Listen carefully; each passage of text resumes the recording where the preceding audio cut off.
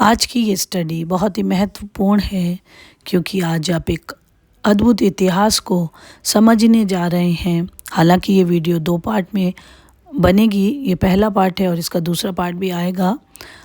तो ज़रूर से इस वीडियो को लाइक कीजिए, चैनल को सब्सक्राइब कीजिए ताकि ये रोचक इतिहास से आप रूबरू हो सकें और वो सभी गूढ़ भेद की बातों को समझ सकें जिन्हें शायद मुश्किल से ही समझा जाता है। इसीलिए गुजारिश है कि वीडियो को पूरा देखिए और वीडियो में दी गई जानकारी को ध्यानपूर्वक समझिए ताकि आप उन बातों को समझ सकें जिनसे आपकी आत्मिक ग्रोथ हो और आपको इतिहास के बारे में भी पता चले। जय मसीह की। मेरा नाम है वर्षा और इस चैनल में आप परमेश्वर के वचन की स्टडी करते हैं। तो ज़रूर से वीडियो को लाइक कीजिए, चैनल को सब्सक्राइब कीजिए। तो क्यों है ये वीडियो खास, आइए जानते हैं। क्रूसेड अथवा क्रूस युद्ध। क्रूस युद्ध अर्थात ख्रीस्त धर्म की रक्षा के लिए युद्ध। ख्रीस्त धर्म अर्थात ईसाई या क्रिश्चियन धर्म के लिए युद्ध। अधिकतर लोग इसका इसी तरीके से अर्थ निकालते हैं, लेकिन सच क्या है यह तो एक शोध का विषय हो सकता है। जिहाद और क्रूसेड के दौर में सलाउद्दीन और रिचर्ड ने इस शहर पर कब्जे के लिए बहुत सारी लड़ाइयाँ लड़ी। ईसाई तीर्थयात्रियों की रक्षा के लिए इसी दौरान नाइट टेम्पलर्स का भी गठन किया गया था। ईसाइयों ने ईसाई धर्म की पवित्र भूमि फिलिस्तीन और उसकी राजधानी यरूशलेम में स्थित ईसा की समाधि पर अधिकार करने के लिए 1095 और 1291 के बीच 7 बार युद्ध किए। उसे क्रूसेड कहा जाता है। इसे इतिहास में सलीबी युद्ध भी कहते हैं। यह युद्ध 7 बार हुआ था, इसलिए इसे 7 क्रूस युद्ध भी कहते हैं। उस काल में इस भूमि पर इस्लाम की सेना ने अपना आधिपत्य जमा रखा था। इतिहास के अनुसार यहाँ पर सबसे पहले यहूदियों की बसाहट हुई।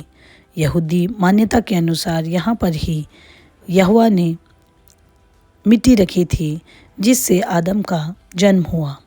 नूह के पुत्र शेम के वंशज अब्राहम का जन्म इराक के ऊर शहर में हुआ था। अब्राहम हारान शहर से निकलकर कनान पहुँचे और वहाँ उनके 2 बेटे के वंशज मिस्र पहुँच गए।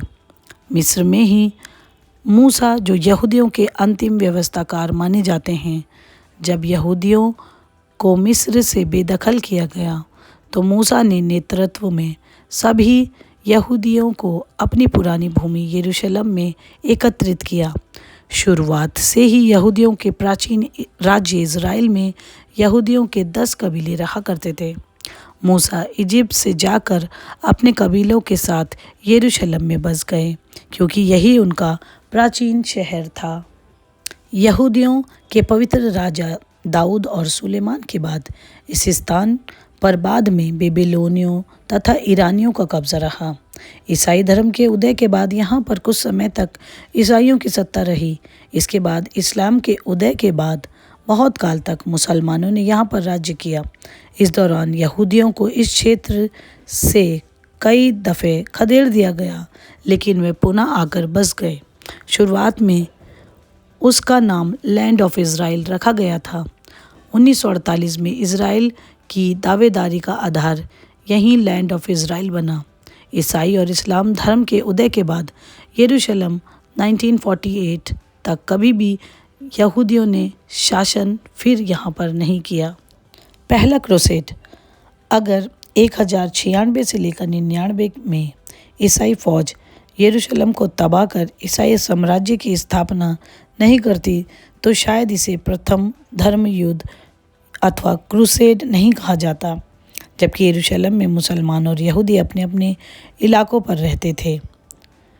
जेंगी के नेतृत्व में मुसलमान दमिश्क में एकजुट हुए और पहली दफ़ा अरबी भाषा के शब्द जिहाद का इस्तेमाल किया गया, जबकि उस दौर में इसका अर्थ संघर्ष हुआ करता था। इस्लाम के लिए संघर्ष नहीं, लेकिन इस शब्द को इस्लाम के लिए संघर्ष बना दिया गया। दूसरा क्रूसेड। 1144 में दूसरा धर्म युद्ध फ्रांस के राजा लुई और जेंगी के गुलाम नरुद्दीन के बीच हुआ। इसमें ईसाइयों को पराजय का सामना करना पड़ा। 1991 में तीसरे धर्म युद्ध की कमान उस काल के पोप ने इंग्लैंड के राजा रिचर्ड प्रथम को सौंप दी, जबकि यरूशलेम पर सलाउद्दीन ने कब्जा कर रखा था। इस धर्म युद्ध में भी ईसाइयों को बुरे दिन का सामना करना पड़ा। इन युद्धों ने जहां यहूदियों को दरबदर कर दिया, वहीं ईसाइयों के लिए भी कोई जगह नहीं छोड़ी। लेकिन इस जंग में एक बात की समानता हमेशा बनी रही कि यहूदियों को अपने अस्तित्व को बचाए रखने के लिए अपने देश को छोड़कर लगातार दरबदर रहना पड़ा, जबकि उनका साथ देने के लिए कोई दूसरा नहीं था। वह या तो मुस्लिम शासन के अंदर या फिर ईसाई शासन में रह रहे थे। इसके बाद 11वीं शताब्दी के अंत में शुरू हुई यरूशलेम सहित अन्य इलाकों पर कब्जे के लिए लड़ाई 200 साल तक चलती रही, जबकि इजराइल और अरब के तमाम मुल्कों में ईसाई, यहूदी और मुसलमान अपने अपने इलाकों में धार्मिक वर्चस्व के लिए जंग करते रहे। इस दौर में इस्लाम ने भी अपनी पूरी ताकत झोंक दी। लगभग 600 साल के इस्लामिक शासन में Israel, Iran, Afghanistan, Bharat, Africa आदि मुल्कों में इस्लाम स्थापित हो चुका था। लगातार जंग और दमन के चलते विश्व में इस्लाम एक बड़ी ताकत बन गया था। इस जंग में कई संस्कृतियां और एक दूसरे धर्म का अस्तित्व मिट चुका था। 17वीं सदी की शुरुआत में विश्व के उन बड़े मुल्कों से इस्लामिक शासन का अंत शुरू हुआ जहां इस्लाम थोपा जा रहा था। यह था अंग्रेज़ों का वह काल जब मुसलमानों से सत्ता छीनी जा रही थी। ऐसा सिर्फ भारत में ही नहीं हुआ, उसी दौरान अरब राष्ट्रों में पश्चिम के खिलाफ असंतोष पनपा और वह ईरान तथा सऊदी अरब के नेतृत्व में एकजुट होने लगे। बहुत काल तक दुनिया 4 भागों में बटी रही: इस्लामिक शासन, चीनी शासन, ब्रिटेनी शासन और अन्य। फिर 19वीं सदी में कई मुल्कों के लिए नए सवेरे की तरह शुरुआत हुई। कम्युनिस्ट आंदोलन, आज़ादी के आंदोलन चले और सांस्कृतिक संघर्ष बढ़ा। इसके चलते ही 1939 में द्वितीय विश्व युद्ध शुरू हुआ, जिसके अंत ने दुनिया के कई मुल्कों को तोड़ दिया तो कई नए मुल्कों को जन्म दिया। द्वितीय विश्व युद्ध में यहूदियों को अपनी खोई हुई भूमि इजराइल पर वापसी मिली। यहाँ दुनिया भर से यहूदी फिर से इकट्ठे होने लगे। इसके बाद उन्होंने मुसलमानों को वहाँ से खदेड़ना शुरू किया, जिसके विरोध में फ़िलिस्तीन इलाके में यासिर अराफात का उदय हुआ। फिर से एक नई जंग की शुरुआत हुई। इसे नाम दिया गया फसाद और आतंक। यहूदियों को फिर से मिला इजराइल। द्वितीय विश्व युद्ध के बाद इजराइल फिर से यहूदी राष्ट्र बन गया तो यरूशलेम भी उसके कब्जे में ले लिया गया और दुनिया भर के यहूदियों को पुनः इजराइल में बसाया गया। इसी तरह इस भूमि पर यहूदी भी अपना अधिकार चाहते हैं। ईसाई और यहूदी और मुसलमान तीनों ही धर्म के लोग आज भी उस भूमि के लिए युद्ध जारी रखे हुए हैं। यरूशलेम में लगभग 1204 सिनेगॉग, 158 गिरजे, 73 मस्जिदें और बहुत सी प्राचीन कब्रें, 2 म्यूज़ियम और एक अभयारण्य है। इसके अलावा भी पुराने और नए शहर में देखने के लिए बहुत से दर्शनीय स्थल हैं। यरूशलेम में जो भी धार्मिक स्थल हैं वे सभी बहुत ही बड़ी सी चौकोर दीवार के आसपास और पहाड़ पर स्थित है। यरूशलेम सहित इजराइल के बाशिंदे लगभग 75% यहूदी, 15% मुस्लिम और 10% अन्य धर्म को मानते हैं। इसमें ईसाई और आर्मेनियाई हैं। यहाँ की आधिकारिक भाषा हिब्रू है, लेकिन अरबी और अंग्रेज़ी अब ज़्यादा बोली जाती हैं। हिब्रू में लिखी बाइबल में इस शहर का नाम 712 आता है। यहूदी और ईसाई मानते हैं कि यही धरती का केंद्र है। यहाँ पर बची हुई वेलिंग वॉल, ये दीवार पवित्र मंदिर की बची हुई निशानी है। यहाँ मंदिर के अंदर यहूदियों की सबसे पवित्रतम जगह होली ऑफ होलीज़ है। यहूदी मानते हैं कि यहीं पर सबसे पहले उस शिला की नींव रखी गई थी जिस पर दुनिया का निर्माण हुआ, जहां अब्राहम ने अपने बेटे इसहाक की कुर्बानी दी।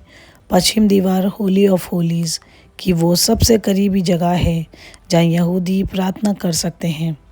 दुनिया भर से लाखों यहूदी यहाँ आते हैं और ख़ुद को अपनी विरासत से जोड़ते हैं। यहूदी दुनिया में कहीं भी हों, यरूशलेम की तरफ मुँह करके ही प्रार्थना करते हैं। यरूशलेम यीशु मसीह की कर्मभूमि है। ईसाई धर्म के मुताबिक यहीं पर यीशु मसीह को सूली पर चढ़ाया गया था और यहीं से वो फिर से जीवित हुए हैं। इस घटना को ईसाई धर्म का केंद्रीय स्तंभ माना जाता है। यहीं बना हुआ चर्च ऑफ द होली सेप लेकर दुनिया भर के ईसाइयों की आस्था का केंद्र है। हर साल लाखों लोग यहाँ आकर प्रार्थना और पश्चाताप करते हैं।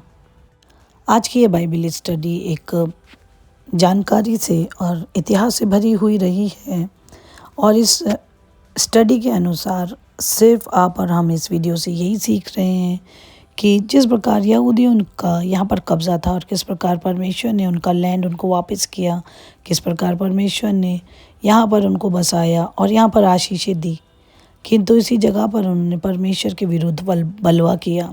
परमेश्वर को जो काम पसंद नहीं थे वही किए और परमेश्वर के विरोध में उन्होंने कामों को किया, अपने चाल चलन को किया और इससे परमेश्वर उनसे इतना नाराज़ हुआ कि परमेश्वर ने फिर उनको यहाँ पर कोई भी आधिपत्य नहीं दिया और वो इस जगह को पाना चाहते हैं।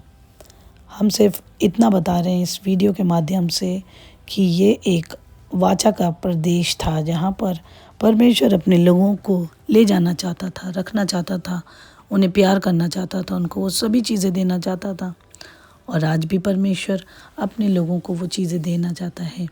क्या हम उन लोगों की तरह जो परमेश्वर के विरोध में चले थे, क्या उसी चाल को चलेंगे? क्या अपनी चाल को नहीं बदलेंगे? परमेश्वर के विरोध में नहीं, परमेश्वर के साथ खड़े हों और वो हमें स्वर्गीय वाचा के स्थान पे ले जाएगा। और ये जगह बहुत ही ज़्यादा विवादित है पर आशीषों से भरी हुई भी ये जगह एक समय पर थी, इसको हम नहीं नकार सकते। परमेश्वर का अनुग्रह आप सभी के साथ बना रहे। जय मसीह की।